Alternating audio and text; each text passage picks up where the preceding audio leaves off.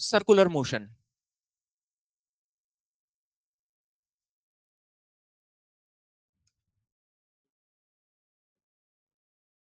Circular motion या वृत्तीय गति।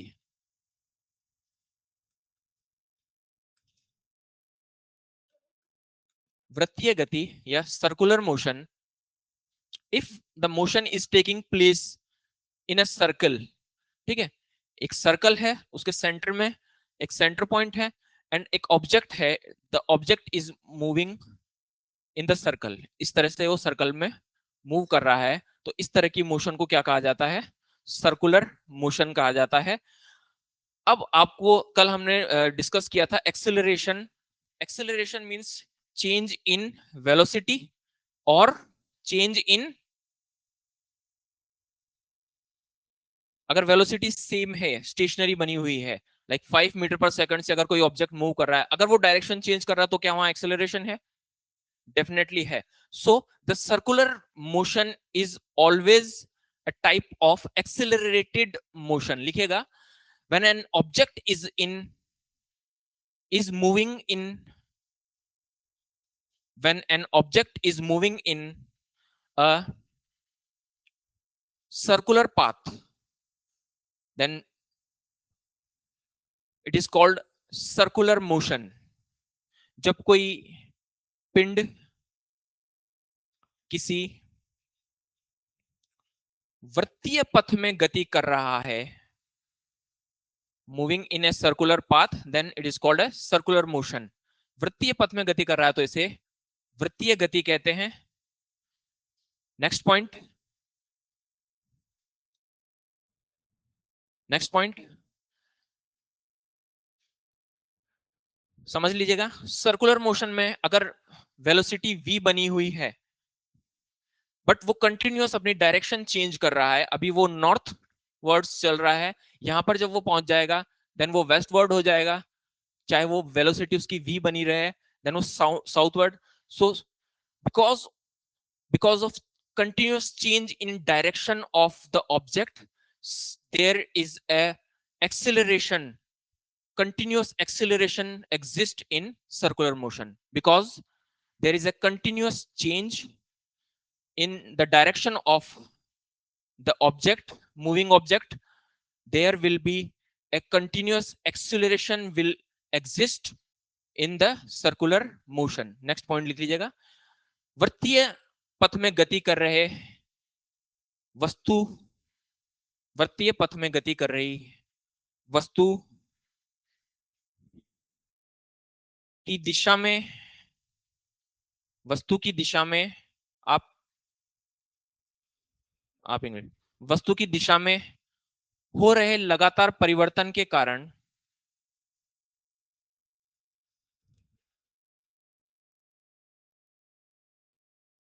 हो रहे लगातार परिवर्तन के कारण इस प्रकार की गति को, गति में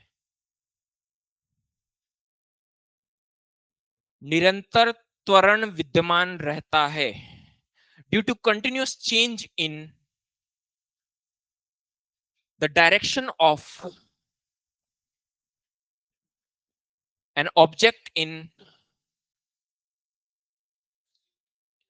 direction of an object in circular motion, due to continuous change in the direction of an object in circular motion,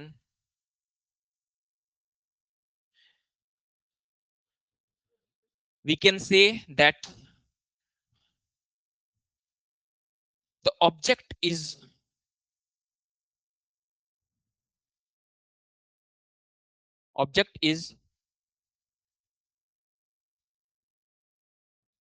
in accelerated motion, object is in accelerated motion। Continuous उसमें एक एक्सेलरेशन मौजूद है, एक्सेलरेशन मौजूद है, त्वरण मौजूद है। अब आप अपना कॉमन सेंस यूज करेंगे, यहां पर एक v वेलोसिटी है बट कंटिन्यूअस डायरेक्शन में चेंज हो रहा है, so there is a, suppose a acceleration है अब यहां पर अगर एक्सेलरेशन है तो आप क्या कह सकते हैं, एक्सेलरेशन कौन बना रहा है? कंटिन्यूस एक्सेलरेशन है। फोर्स को हम अपनी आंखों से देख नहीं सकते हैं, बट हम फोर्स को उसके इंपैक्ट की वजह से आइडेंटिफाई कर सकते हैं, आइडेंटिफाई कर सकते हैं। यहां पर कंटिन्यूस एक एक्सेलरेशन ए मौजूद है, that means there is a force creating this acceleration, या इस त्वरण को एक बल यहां पर मौजूद है। हम देख रहे हैं कि एक त्वरण है, लाइक मैं सडनली धक्का खा के गिर जाता हूं, सो आप क्या कहोगे, किसने धक्का दिया? कोई भूत होगा, है ना, कोई आत्मा होगी, ऐसा इमेजिन कर सकते हैं, या मुझे कुछ हुआ होगा तो मेरे मसल्स की वजह से मैं गिरा। मींस यहां पर अगर एक एक्सेलरेशन मौजूद है कंटिन्यूअस इस मोशन में, so that means there is a force causing this acceleration. अब फोर्स की डायरेक्शन क्या होगी? एक्सेलरेशन यहां था, ठीक है, तो एक्सेलरेशन की डायरेक्शन ये हुई, बट वो नेक्स्ट मोमेंट पे यहां पहुंचा, सो नाउ डायरेक्शन ये है, फिर उसने डायरेक्शन चेंज की, यहां पहुंचा, फिर डायरेक्शन ये है बट फिर चेंज हुई, फिर डायरेक्शन ये है फिर चेंज हुई, फर्दर डायरेक्शन चेंज हो रही है, means someone is pulling it towards. Unacademy अब सिर्फ ऑनलाइन नहीं, ऑफलाइन में भी अवेलेबल है। ऑफलाइन सेंटर हमारे दिल्ली के करोल बाग के ओल्ड राजेंद्र नगर एरिया में, जहां पे आपको मिलता है यूपीएससी सीएससी का इंग्लिश मीडियम बैचेस। इसके साथ साथ हम दिल्ली के ही मुखर्जी नगर एरिया में भी मौजूद हैं, जहां पे आपको हिंदी माध्यम के बैचेस अवेलेबल हैं।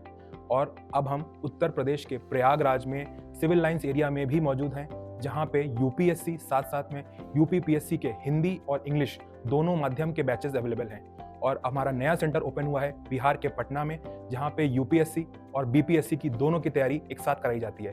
तो अनअकैडमी में आपको मिलता है इंडिया की बेस्ट फैकल्टीज के साथ पढ़ने का मौका। साथ में आपको मिलता है dedicated CSAT and essay writing classes, 360 degree current affairs coverage with monthly magazine, 40+ sectional and full length test of both prelims as well as mains. इसके साथ साथ रेगुलर इंटरेक्शन विद एडुकेटर्स, और मिलता है 1-to-1 mentorship with interview appeared students. So देर मत करें, जल्दी ज्वाइन करें Unacademy IAS, India's best learning platform. Thank you. The centre, कोई ऐसा फैक्टर है या कोई ऐसा फोर्स है जो इस ऑब्जेक्ट को सेंटर की तरफ खींच रहा है। सो नेक्स्ट कॉन्सेप्ट आपका क्या होगा सर्कुलर मोशन में? Exactly, centripetal force.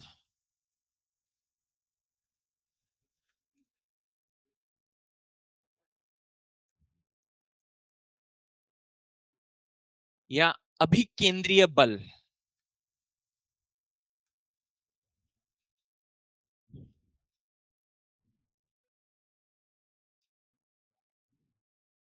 अभिकेंद्रीय बल, सेंट्रीपेटल फोर्स, इसकी डेफिनेशन में लिखिएगा, centripetal force is the force, centripetal force is the force which is responsible for acceleration in, which is responsible for acceleration in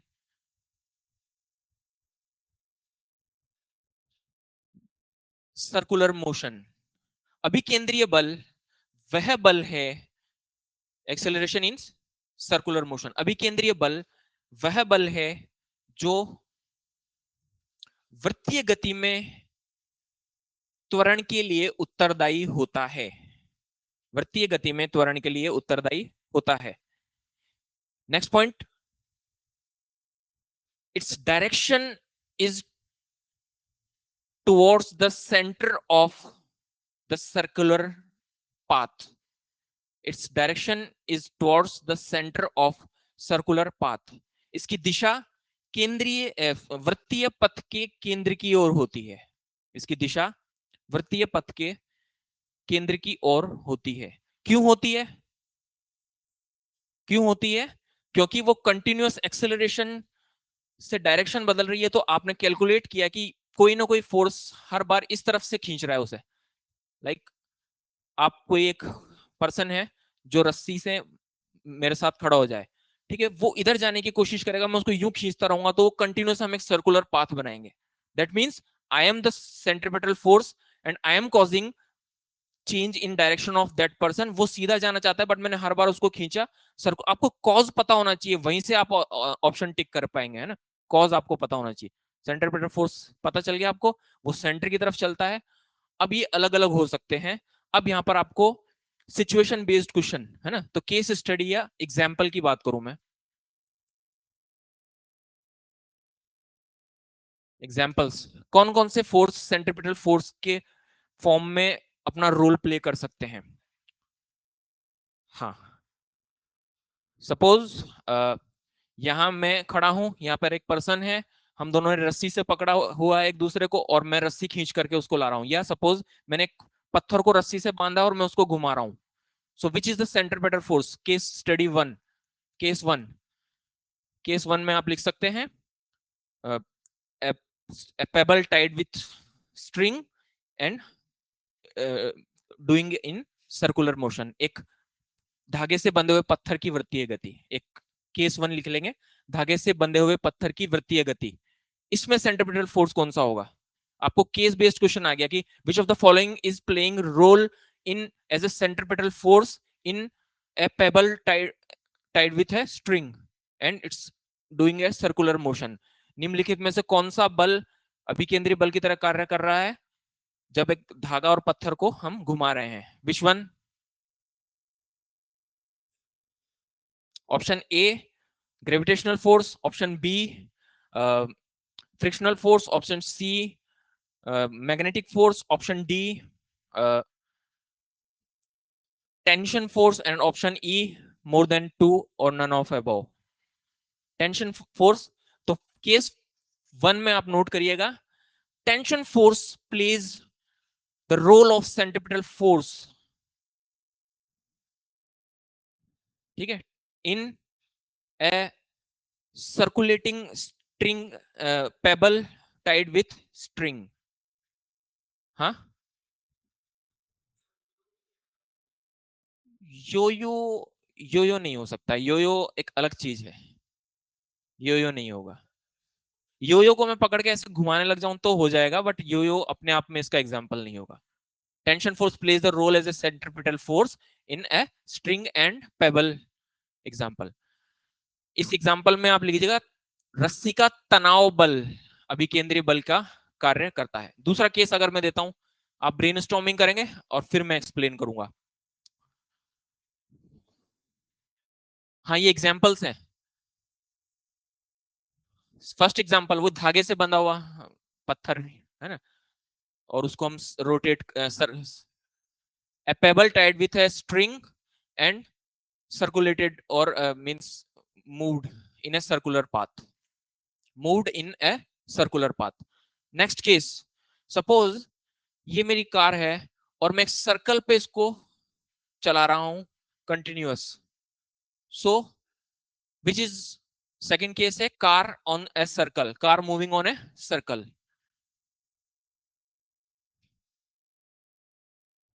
moving on a circle.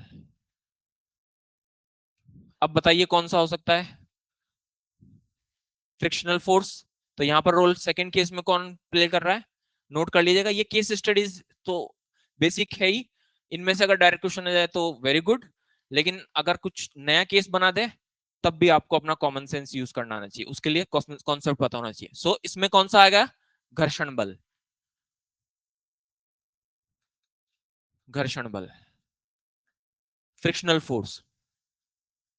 अच्छा, अगर इन्होंने बोला एक planet एक स्टार के चारों तरफ, तीसरा case, third case, if a planet is revolving around a star or if a satellite is revolving around earth, है ना, एक तारे के चारों तरफ चक्कर लगाता हुआ ग्रह या एक ग्रह के चारों तरफ चक्कर लगाता हुआ उपग्रह, इस केस में कौन सा रहेगा सेंट्रीपिटल? जोर से, ग्रेविटेशनल फोर्स, गुरुत्वीय बल।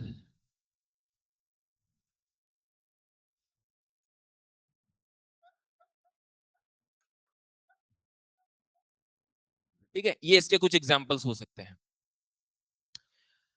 लेकिन जब एक इनर्शियल फ्रेम है, ये एक सिस्टम बना हुआ है जो मूव कर रहा है,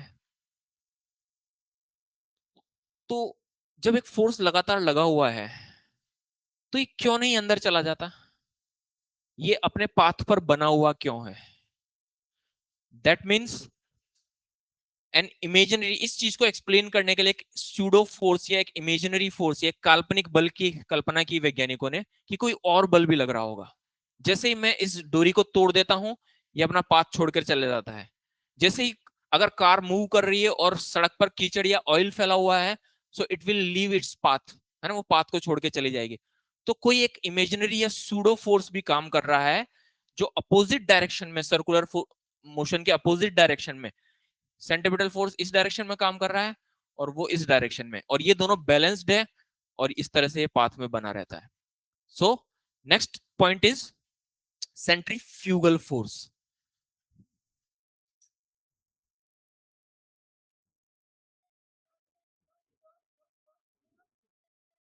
या अपकेंद्रीय बल।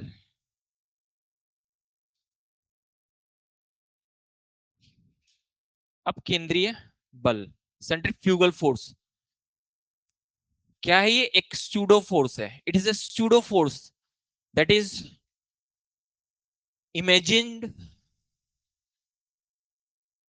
that is exerted, yeah, that exerting, it is a pseudo force that exerts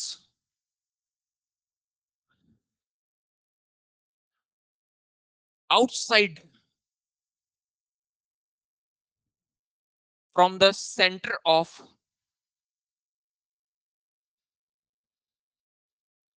circular path, that exerts on the object outside from the center of circular path। ये एक काल्पनिक बल है जो वृत्तीय गति करती हुई वस्तु पर वस्तु पर केंद्र से बाहर की ओर लगता है। केंद्र से बाहर की ओर लगता है। अब इसके केसेस की बात करूं अगर मैं, तो क्या क्या हो सकते हैं एग्जाम्पल्स?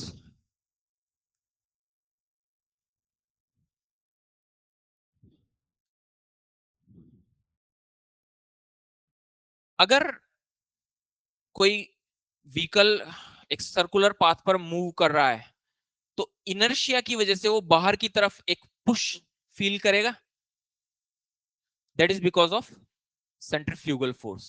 फर्स्ट केस, किसी सर्कल पर कोई व्हीकल मूव कर रहा है, देन द ट्रेवलर और someone who is sitting in the vehicle will feel a force outside the circle।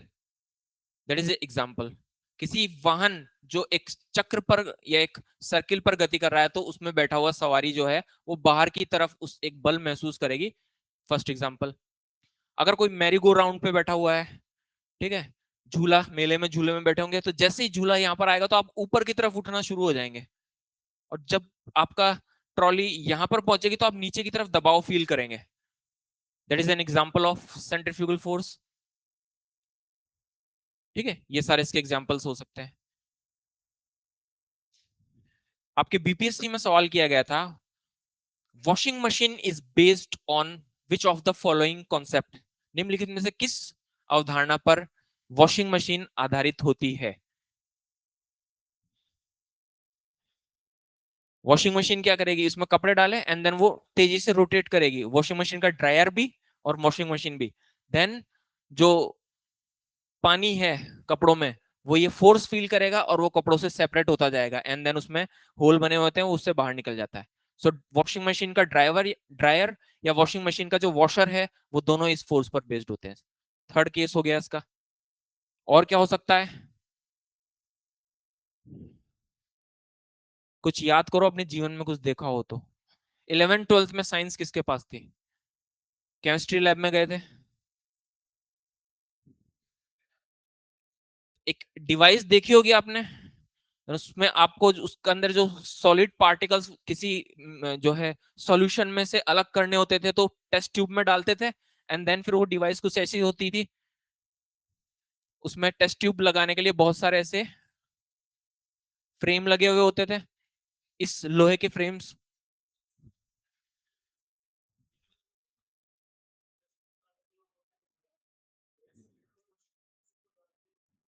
बस उसको रोटेट करते थे तेजी से। मुझे याद है हम हाथ से करते थे उसको रोटेट, हाथ से घुमाने का होता था, है ना। हाई टेक्नोलॉजी लैब्स होती है उनमें मोटर से होता था। सो क्या होता था, वो सारा जो सॉलिड पार्ट होता था मिक्सचर का वो यहाँ पर जमा हो जाता था टेस्ट ट्यूब में, और इस तरीके से बहुत सारी टेस्ट ट्यूब्स इसमें लगा दी जाती थी। And that is this device is called centrifuge. Centrifuge. तो इसका एक एग्जांपल और नोट करेंगे, ठीक है। First, vehicle moving on a circle, merry go round, ठीक है, washing machine and dryer, centrifuge machine which is used in chemistry lab, as well as centrifuge machine is also used in dairy industry. Dairy industry, दूध में से cream को निकालते थे तो दूध को भी उस तरह की मशीन में डाला जाता है एंड देन फिर उसको मूव किया जाता है, एंड देन फिर वो सारा क्रीम इस तरह से सेंट्रीफ्यूज मशीन में। तो इसे डायरेक्ट क्वेश्चन किया गया था, washing machine based on which of the following concept, A B C D E. Centrifuge देखते टिक, बस इतना सा है ना। आपको साइंटिस्ट नहीं बनना है, ठीक है। सर्कुलर मोशन से रिलेटेड कुछ और कॉन्सेप्ट हैं, those are very important because वो आपकी डेली लाइफ को टच करेंगे। इसी को यूज कर लेते हैं। One is torque.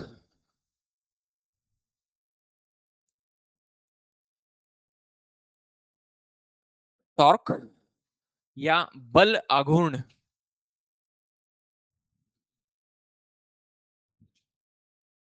बलाघूर्ण, टॉर्क, ये क्या है?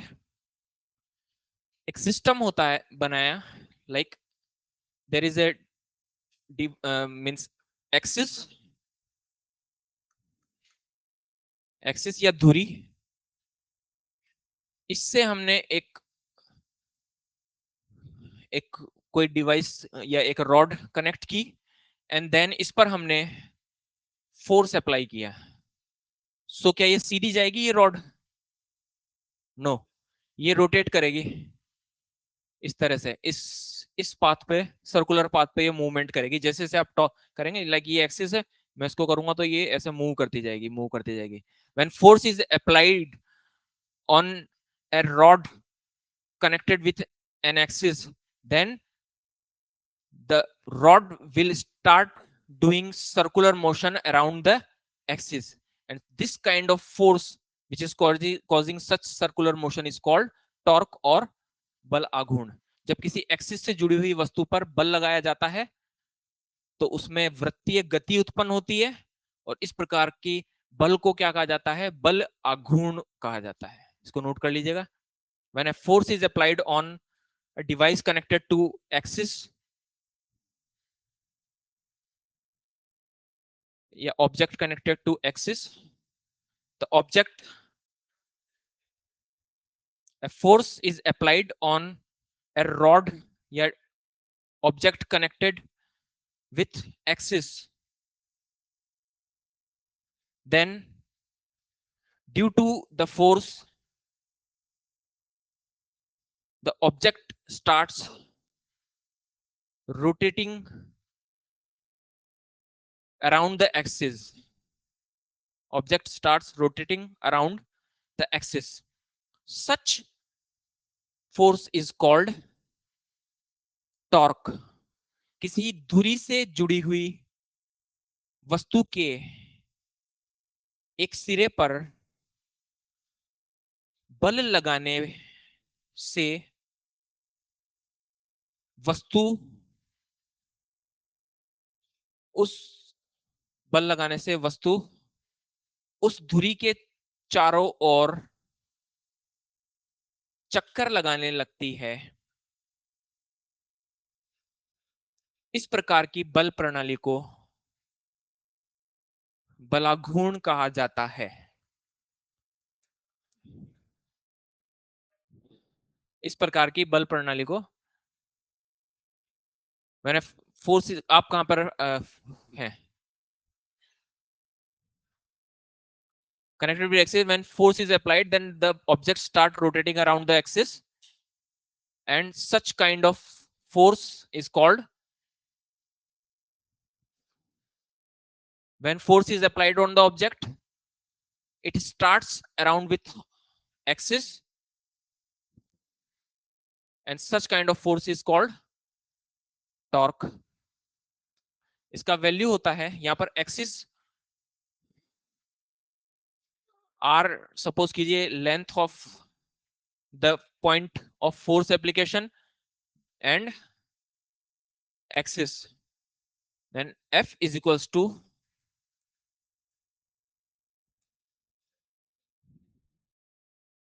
uh, the force will depend on the length of axis।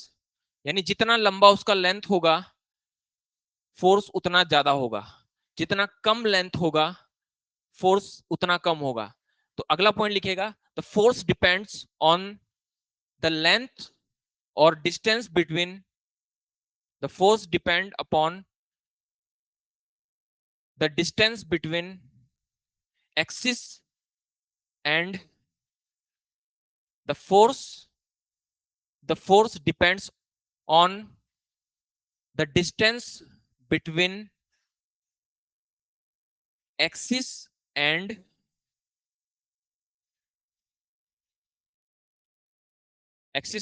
the point where force is applied।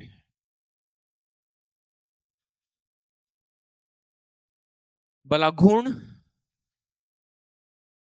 धुरी और बल लगाने के बिंदु की दूरी पर निर्भर करता है, the more is distance the more is your force. यानी जितना ज्यादा दूरी पर ये होगा उतना ज्यादा आपका फोर्स लगेगा, उतना अच्छा मोशन करवा पाएगा। The less is distance the less is force. ठीक है, लिख लीजिएगा इसको।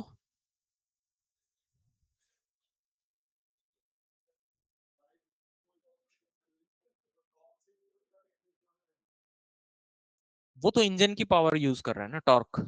टॉर्क आप ये समझे है ना, तो वो टॉर्क है बाइक का, बट वो यहाँ पर अप्लाई नहीं हो रहा ना।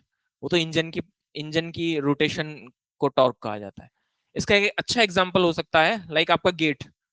अगर गेट को पकड़ने का जो वो हैंडल है, मैं उसको जितना ज्यादा दूर लगाऊंगा गेट को ओपन करना उतना आसान होगा।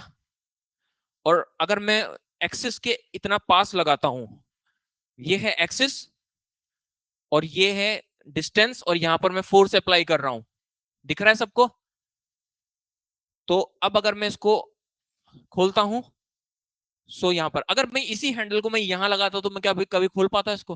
Because the distance is low, so the force will be reduced, या कम हो जाएगा, फोर्स कम हो जाएगा। सो ये एक छोटा सा कॉन्सेप्ट है जो आपको पता है। इसके एग्जांपल्स क्या हो सकते हैं, डेली लाइफ एग्जांपल्स?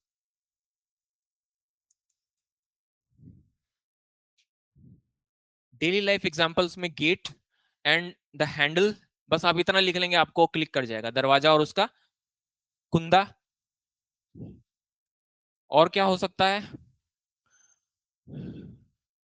और कोई इमेजिन कीजिए।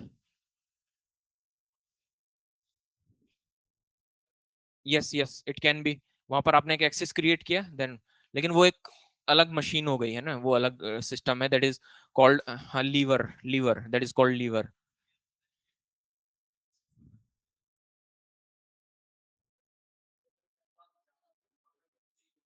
वो गेट फिट किया गया है दूरी पर, तभी मैं इजी से कर सकता। अगर वो हैंडल वहां पर उस एक्सिस के पास अगर लगा हुआ होता तो क्या खोल पाते?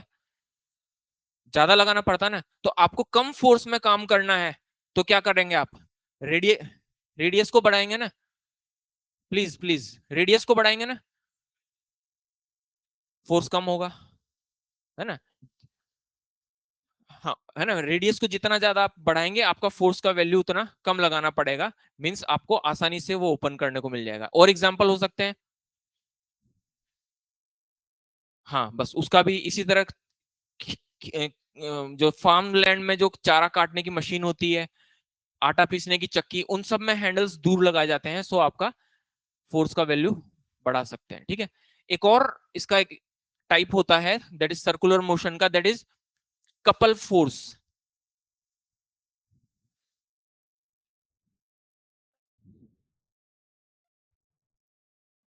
कपल फोर्स मीन्स बल युग्म. So this kind of force is called couple force और बल युग्म. इसके डेली लाइफ में एग्जांपल्स क्या हो सकते हैं? जोर से. विंडमिल की कीज, स्क्रू ड्राइवर्स. एग्जांपल्स लिखिएगा, आपको डेली लाइफ एग्जांपल्स काम आने वाले हैं. बस आप ये डायग्राम बना लीजिए. When two forces are applied, ठीक है, in opposite direction on a axis system, on an axis system which causes a circular motion is called couple force, or causes a circular motion is called couple force. couple force, ठीक है. Real, when two forces are applied in opposite direction on a axis system that cause a circular motion is called couple force. जब दो बल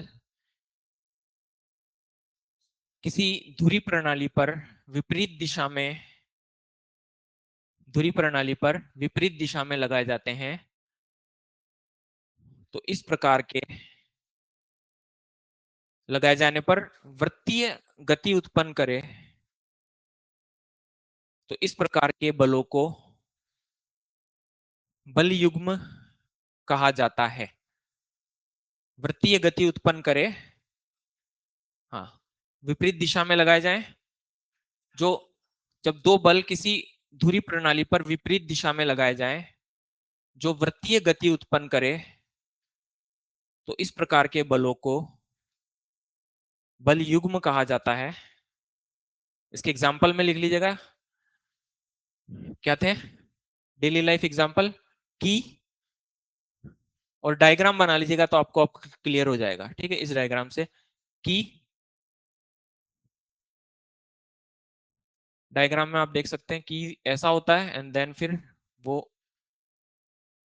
फिर आप couple force apply करते हैं और वो मूव करता है. दूसरा example, screw driver.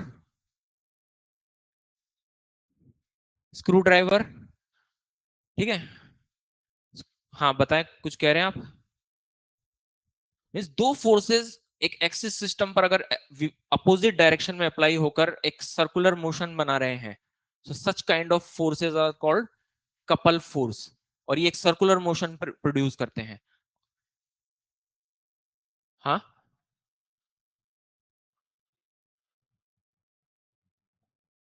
Bilingual use करूं? ओके. दो, अब दो बल लगाए गए हैं, ठीक है. एक एक्सेस सिस्टम बनाया है जिसमें दो इस तरह से एक रॉड लगी हुई है, इस तरह से यहां पर फोर्स लगा, यहां पर फोर्स लगा. ठीक है, तो क्या होगा, ये ऐसे है, यहां पर मैंने फोर्स लगाया, एक फोर्स यू लगाया, सो अब ये रोटेट नहीं करेगा. So this kind of system is called couple force system. और इसके डेली लाइफ में एग्जांपल्स आपको देखने को मिलेंगे, है ना. हाँ, वो हो गया, ठीक है, पैडल, कीज, स्क्रू ड्राइवर, या फिर nut bolt opener kind of things. ठीक है, ठीक है, बिल्कुल हुआ साइकिल पेडल. ठीक है, तो ये डेली लाइफ में एग्जांपल्स हो गए. ठीक है, तो ये कुछ एग्जांपल है सर्कुलर मोशन के. ठीक है, ओके, यहां तक क्लियर? New topic, gravitational.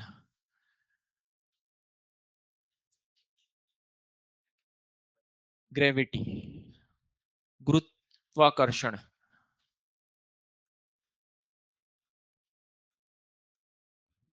गुरुत्वाकर्षण, ठीक है, दो तरफ से बल लगाया, एक दो पेडल हुए ना, तो वो इसका एक एग्जांपल होगा, बिल्कुल. ठीक है, और कोई डाउट?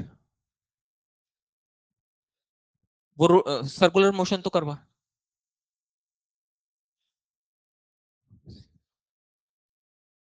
नहीं नहीं नहीं नहीं, ठीक है, हाँ, यस यस, बस वो इसका एग्जांपल है. नेक्स्ट टॉपिक इज आपका मैकेनिक्स में इंपॉर्टेंट है, दैट इज ग्रेविटी या गुरुत्वाकर्षण। सो व्हाट इज ग्रेविटी, बता सकते हैं? मींस जब भी दो, सिंपल लैंग्वेज में अगर आप बोले तो अगर मैंने किसी ऑब्जेक्ट को छोड़ा तो वो अर्थ की तरफ अट्रैक्ट होगा और अर्थ की तरफ गिरेगा। सो न्यूटन ने क्या कहा, this is because of gravitational force. And what is gravitational force? Gravitational force is force of earth which attracts the objects towards itself. गुरुत्वीय बल वो बल है पृथ्वी का जो वस्तुओं को पृथ्वी की ओर खींचता है, ठीक है। बट ये इतना नैरो नहीं है। आइजैक न्यूटन ने इसकी जो यूनिवर्सल लॉ ऑफ ग्रेविटी या ग्रेविटेशन दिया था, उसमें उन्होंने कहा था कि every object in the universe attract each other.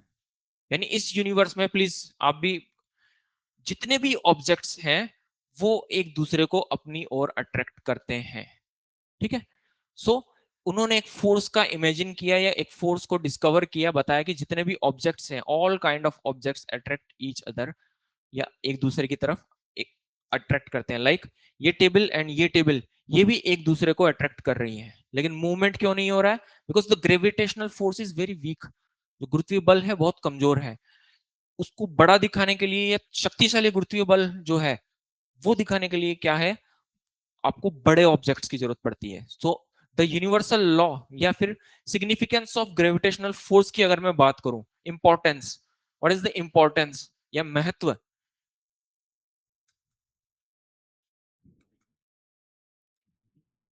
Significance और महत्व ऑफ ग्रेविटेशनल फोर्स, गुरुत्वीय बल का महत्व क्या है? What is the importance of gravitational force? एक, वो हमको अर्थ से बाइंड करके रखती है, अगर ये नहीं होता तो हम उड़ जाते हैं, स्पेस में कहीं चले जाते हैं, बहुत सिंपल सा। और क्या हो सकता है? हम वस्तुओं को पृथ्वी से जोड़ करके रखती है। दूसरा क्या हो सकता है प्लीज? आपके सामने क्वेश्चन आता है, which of the following are importance of gravitational force? निम्नलिखित में से कौन सी गुरुत्वीय बल का महत्व है या रोल है? एक तो आपने लिख दिया कि ये सभी वस्तुओं को पृथ्वी से जोड़ के रखती है। दूसरा क्या हो सकता है? It binds the atmosphere with अर्थ। ये पृथ्वी के वायुमंडल को पृथ्वी से जोड़े रखती है। अगर ग्रेविटेशनल फोर्स नहीं होगा तो सारी हवा स्पेस में चली जाएगी। यही तो सिंपल है। छोटे छोटे आपको, लाइक आपसे मेंस में क्या सवाल किया गया था, what is the role of computers in human life? तो आपको लिखना आना चाहिए। तो ग्रेविटेशन का सिर्फ इतना नहीं कि वो अट्रैक्ट कर रहा है, वो जितना भी एटमॉस्फियर है ना, उसको या वायुमंडल को पृथ्वी से बांधे रखता है। और क्या हो सकता है? Very simple, it's not science, बहुत सिंपल है, बताइए। बारिश, इट कॉजेज रेन। अगर ग्रेविटेशनल फोर्स नहीं होगा तो कंडेंसन या संघनन होता रहेगा और ड्रॉप्स हवा में ही उड़ती रहेंगी, कभी अर्थ तक आएगी नहीं। तो वर्षा, rain. Fourth, it causes flow of rivers. Rivers का फ्लो भी तो यही करवाता है। सो पूरा जो वाटर साइकिल है उसमें बहुत इंपॉर्टेंट रोल प्ले करता है ना, रिवर्स वाटर फ्लो, है ना, जल का प्रवाह वो करता है। ठीक है, ये इंपॉर्टेंट रोल है ग्रेविटेशन के। But what is gravitational force? This is a force which tends to traction between two objects. लेकिन अब हम इसको डिफाइन करते हैं न्यूटन की भाषा में। तो next point is, next point is universal law of gravitation. Universal law,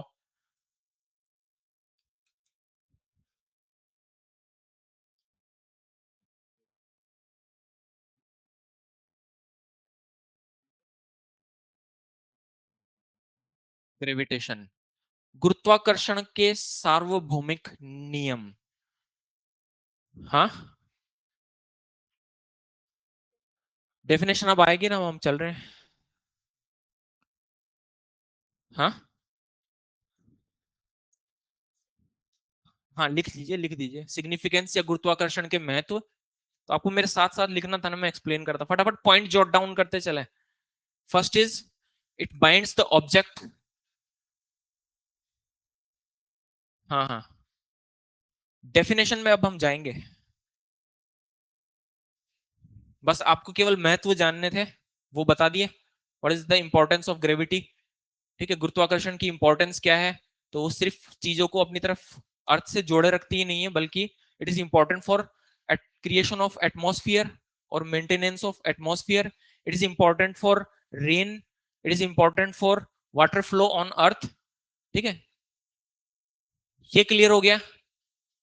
now universal laws of gravitation, गुरुत्वाकर्षण के सार्वभौमिक नियम।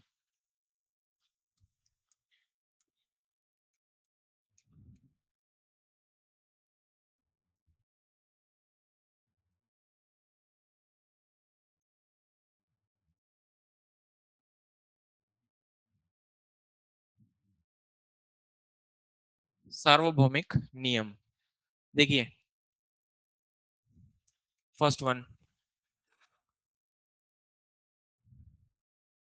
इस यूनिवर्स में सभी ऑब्जेक्ट्स जिनमें मास है यानी द्रव्यमान है, दे हैव कैपेसिटी या they have a force, attraction force. पहला पॉइंट लिखिएगा, all objects in the universe with mass have an attraction force,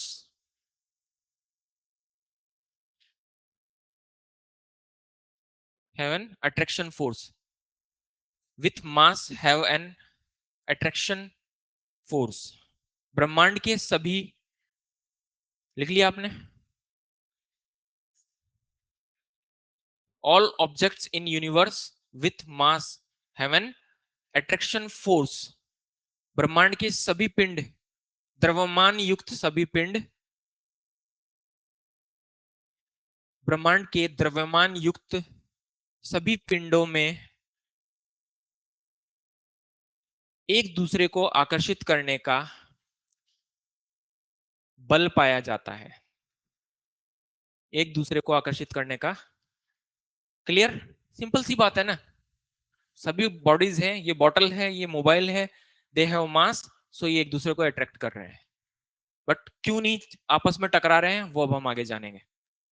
second, देखिए दो ऑब्जेक्ट हैं, एक का मास m1 है, एक का मास m2 है, इनके बीच की डिस्टेंस r है। So the gravitational force F G लिख दूं, ओके, ठीक है, gravitational force is F G will be proportional to, second rule, will be proportional to multiplication of the masses। कोई तकलीफ? दो ऑब्जेक्ट जो एक दूसरे पर ग्रेविटेशनल फोर्स लगा रहे हैं, वो force will be proportional to multiplication of their और product of their masses. Simple, दूसरा नियम लिखेंगे बस, F G is proportional to m1 and m2, ठीक है। अगर कोई लैंग्वेज में लिखना चाहे तो लिख सकता है, the force between two objects is proportional to product of their masses. ये फॉर्मूला लिखिएगा, फॉर्मूला जरूर लिखिएगा सेकेंड रूल का। Two objects which are exerting gravitational force on each other, the force is proportional to product of their masses। Clear आपको? Okay, third rule, that force is inversely proportional to the square of their distance। इतनी सी तो बात है कि उन दोनों के बीच की जो डिस्टेंस है उसके स्क्वायर का इनवर्सली प्रोपोर्शनल होगा। लिख लीजिए इसे भी, नोट कर लीजिए, third one, the third law, okay, ठीक है। किसी को डाउट? थर्ड वन, ठीक है। अब इन दोनों के बीच का मास का मल्टीप्लीकेशन है, ठीक है, ये इसका प्रोपोर्शनल है। इन दोनों के बीच की डिस्टेंस r है, वो फोर्स जो इन दोनों के बीच में लग रहा है that is inversely proportional to the square of radius, sorry distance, square of distance. इन दोनों के बीच की जो दूरी है उसका इनवर्सली प्रोपोर्शनल है। अब इसको आप अपनी लैंग्वेज में बताइए, अगर मैं ऑब्जेक्ट्स का मास बढ़ाता हूं तो ग्रेविटेशनल फोर्स बढ़ेगा या कम होगा? Why? Directly proportional to product. अगर मैं उन दोनों के बीच की डिस्टेंस को इंक्रीज करता हूं so the force will decrease. Simple daily life cases आप समझ पा रहे हैं। अगर मैं डिस्टेंस को कम करता हूं द फोर्स विल इंक्रीज, अगर मैं डिस्टेंस को बढ़ाता हूं तो फोर्स विल डिक्रीज, अगर मैं मासेस को बढ़ाता हूं तो फोर्स विल इंक्रीज। सो अगर यहां पर फोर्स मौजूद है but mass are very low, तो फोर्स इतना कम है कि वो अपना इंपैक्ट दिखाई नहीं रहा है, ठीक है। अब इसको मैं कंबाइन कर देता हूं, अब क्लियर है सबको? इन दोनों इक्वेशंस को मैं कंबाइन कर दूं, so F is proportional to m1 m2 upon r square, m1 m2 upon r square. So अगर मैं F G is equals to capital G, एक कांस्टेंट है, m1 m2 upon r square. So this is called universal gravitational constant. This is universal, note करते जाइएगा आप, साथ के साथ हाथ चलते रहें। यूनिवर्सल ग्रेविटेशनल कांस्टेंट और सार्वभौमिक गुरुत्वीय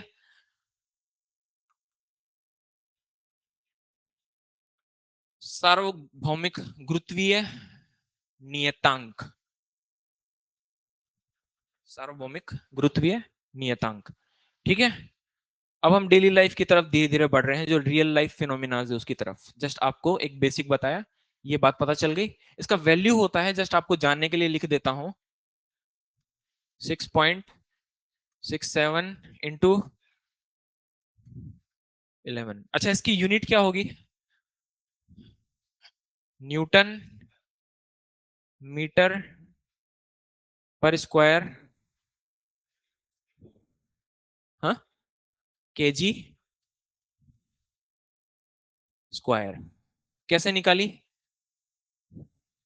इसका वैल्यू निकाल लो। जी का अगर वैल्यू आपको चाहिए, so G is equals to R square upon F G m1 m2, ठीक है। हाँ हाँ, एन नीचे जाएगा, ठीक है। So metre square upon newton KG square. Just आपको ऑप्शन देखते ही क्लिक हो जाना चाहिए माइंड में, ठीक है।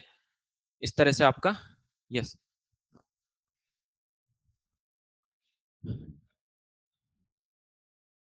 हाँ ये ऊपर आएगा, सॉरी, एफ जी, सो ये न्यूटन ऊपर जाएगा, न्यूटन, ठीक है। तो आपको जस्ट इसका फॉर्मूला ध्यान होना चाहिए, क्रॉस मल्टीप्लीकेशन किया और उसकी यूनिट कैलकुलेट कर ली, ठीक है, ओके।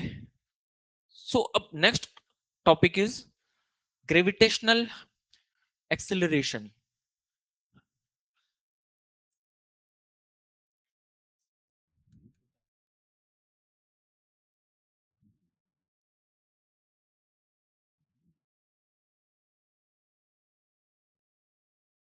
ग्रेविटेशनल एक्सेलरेशन या गुरुत्वीय त्वरण,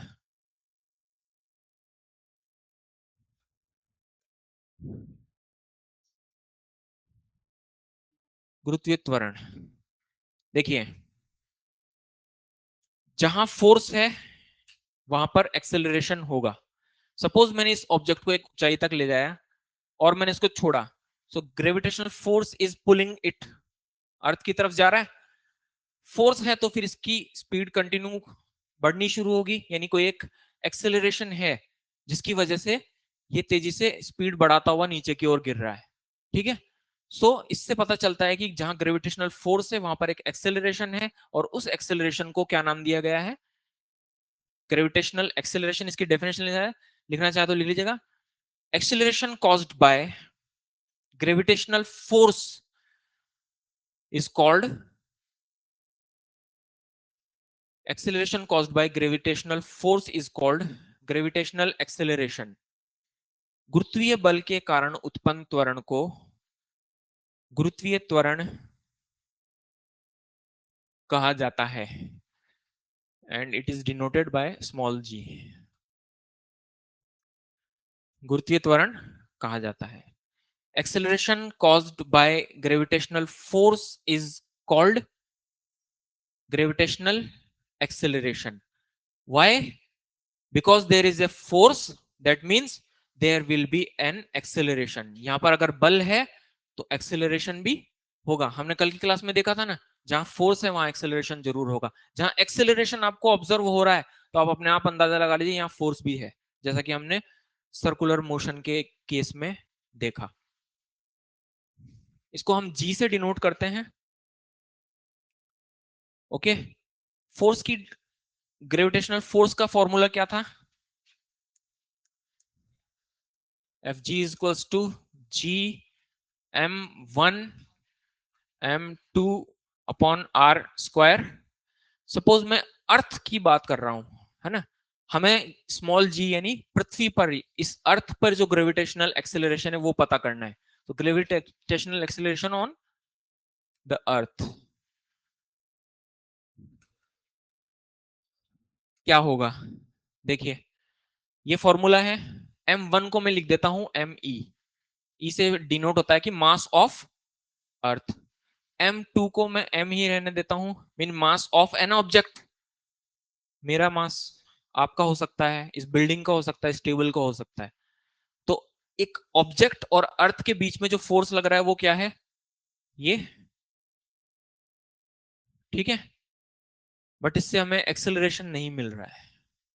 एक और फॉर्मूला हमने कल देखा था, that F is equals to M A. Suppose मेरा मास है m, मैं छलांग लगा रहा हूं बिल्डिंग से, दैट इज ए एक्सेलरेशन के साथ। लेकिन ए एक्सेलरेशन को मैं किससे रिप्लेस कर सकता हूं? जी से, स्मॉल जी से। क्यों? क्योंकि मुझे अर्थ का ग्रेविटेशनल एक्सेलरेशन कैलकुलेट करना है। So F is equals to M G. Got it? F का एक वैल्यू ये मिला मुझे, एफ का एक वैल्यू ये मिला मुझे। इसको इक्वेशन 1 नाम देता हूं। इस मैथ्स में मत पढ़िएगा, बस आपको दिखा रहा हूं मैं। इसको इक्वेशन 2 नाम देता हूं। So equation 1 is equals to equation 2। हाँ, दोनों एफ जी की वैल्यू तो दे रहे हैं। इधर से कैलकुलेट करोगे तब भी कुछ मिलेगी, इधर से कैलकुलेट करोगे तब भी कुछ मिलेगी। दोनों को बराबर रखा। So G M E M upon R square is equals to M G, M G, ठीक है। m से m कैंसल आउट, तो g का वैल्यू मुझे क्या मिला? G M E upon R square. ये है अर्थ का ग्रेविटेशनल एक्सेलरेशन का formula, the formula of earth, है ना, पृथ्वी के गुरुत्वीय त्वरण का फॉर्मूला। फॉर्मूला देख लिया आपने? ओके। ग्रेविटेशनल एक्सेलरेशन की यूनिट क्या होगी?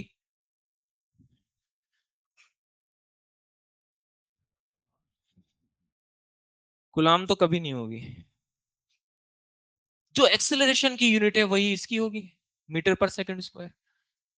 कल डिस्कस किया था ना। ओके, अब हमारे केसेस या examples.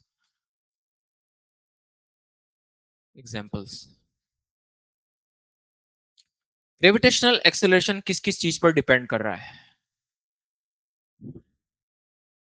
Mass of earth and distance, means अगर ऑब्जेक्ट यहां खड़ा है अर्थ के ऊपर ही, तो मेरे और अर्थ के बीच में तो कनेक्शन है ना, जुड़ा हुआ हूं।